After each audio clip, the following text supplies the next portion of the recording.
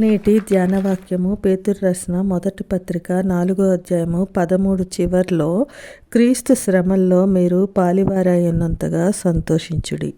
ఎందుకు అంటే పేతురు గారు అంటారు, క్రీస్తు మహిమ బయలుపరచబడినప్పుడు మనము మహానందంతో సంతోషించడానికి అని. కానీ మానవులుగా ఆయన కోసం ఒక క్రైస్తవుడిగా శ్రమ అనుభవించడానికి ఇష్టపడం. అలాంటి పరిస్థితుల నుంచి దూరంగా పారిపోవాలని చూస్తాము.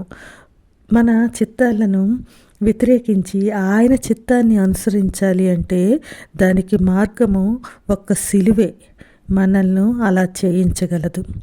ఇక్కడ ఒక ఆయన అంటారు, మనకు ఏదైతే సౌకర్యంగా ఉంటుందో, దేంతో మనం ఎక్కువగా అనుబంధాన్ని పెంచుకుంటామో దేవుడు వాటినే తాకుతాడు అని. అందుకే మార్కు సువార్త 8:34లో నన్ను వెంబడింపగోరువాడు తను తాను ఉపేక్షించుకొని తన సిలువనెత్తుకొని నన్ను వెంబడించాలి అని. అందుకే పౌలు గారు గలతీ 2:20లో నేను క్రీస్తుతో కూడా సిలువ వేయబడి ఉన్నాను, ఇకను జీవించువాడను నేను కాను, క్రీస్తే నా యందు జీవించుచున్నాడు అంటారు. అందుకే ఆయన ఆ సువార్త నిమిత్తము ఎన్ని శ్రమలను అనుభవించారో కదా. లూకా సువార్త 9:23లో ప్రభు అంటారు, ప్రతిదినము తన సిలువను ఎత్తుకొని నన్ను వెంబడించాలి అని. అయితే మనం మన సిలువను ఎత్తుకోవడం అనేది మనకు అస్సలు ఇష్టం లేనిది. అది మన అసమర్థత కాదు, కానీ కేవలం మనకున్న అయిష్టత. శ్రమలకు ఏమాత్రము చోటివ్వని జీవితం కావాలి మనకి. సిలువ ఏం చేస్తుందో తెలుసా అండి? మనలో ఉన్న స్వార్థాన్ని, నేను అనేదాన్ని తాకి దాన్ని ప్రక్కకు నెట్టి దైవ సామర్థ్యంతో కూడిన శక్తితో మనల్ని నిండిపోయేలా చేస్తుంది. ఎవడైనాను క్రైస్తవుడైనందుకు బాధ అనుభవించిన ఎడల అది దేవునికి మహిమ కలిగడానికే.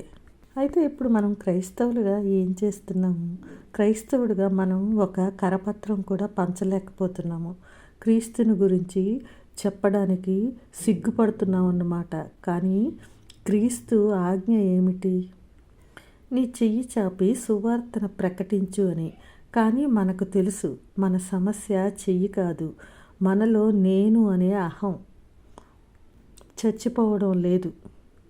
సిలువలో మనం ఎప్పుడైతే మరణిస్తామో అప్పుడే మన ఎండిపోయిన చెయ్యి ద్వారా ఆయన మనతో చేయించే ఆ గొప్ప శక్తిని చూడగలుగుతాం.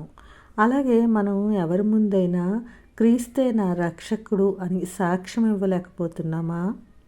మన రక్షకుడు అంటున్నారు, ఎండిపోయిన నీ నాలుకను బయటకు చాపు అని. కానీ మనం అలా నేను చెయ్యలేను అని అంటాము.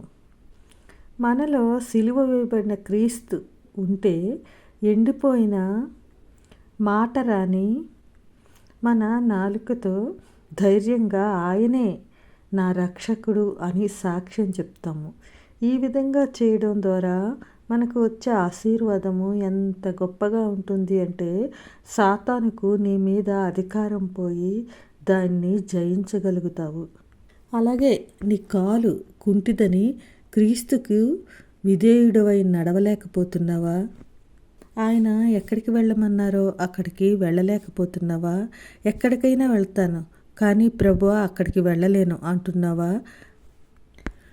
ఎందుకంటే అక్కడికి వెళ్ళడం మనకేమాత్రం ఇష్టం లేదు, అది మన చిత్తం కాదు. అయితే ఆయన సిలువ చెంతకు వస్తే మనం చిత్తం అక్కడ ఎందుకు పనికిరాదు. ఆయన సిలువ చెంత మన కుంటితనం అంతా బాగైపోతుంది. మోగతనం కూడా పాటలు పాడుతుంది. కుంటివాడు లేడి వలె గంతులు వేస్తాడు. మనం మన ఇష్టాలను, మన స్వయాన్ని, మన కోరికలను ఎంతగా చంపుకుంటామో అంతగా ఆ సిలువ వేయబడిన జీవితాన్ని జీవించగలుగుతాము. అదే దేవుణ్ణి కేంద్రంగా చేసుకునే జీవితం. అదే దేవునిపై ఆధారపడే జీవితం. అదే ఆయన చిత్తంలో జీవించే జీవితం. యేసుక్రీస్తు వారు చూడండి, ఆయన యొక్క సంతోషము తండ్రి చిత్తాన్ని నెరవేర్చడంలోనే సంతోషాన్ని పొందారు. దీనికి ఉదాహరణగా ఊచ చేయగలవారిని చూస్తే ఆ చెయ్యి ఉపయోగం లేనిది, వంకరగా ఉంది, నిస్సహాయ స్థితిలో ఉంది. ఆ చెయ్యి దేన్ని పట్టుకోలేదు. ఆయన ఆ జనసమూహం దగ్గర మత్తయి 12:13 చూసుకుంటే నీ చేతిని చాపు అంటారు.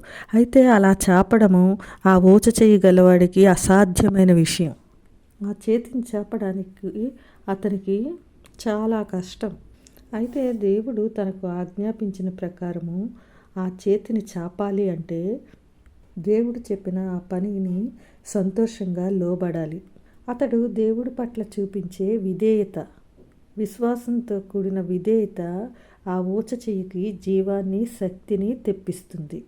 తాను అంతకుముందు చేయలేని దాన్ని ఇప్పుడు చేయగలిగాడు.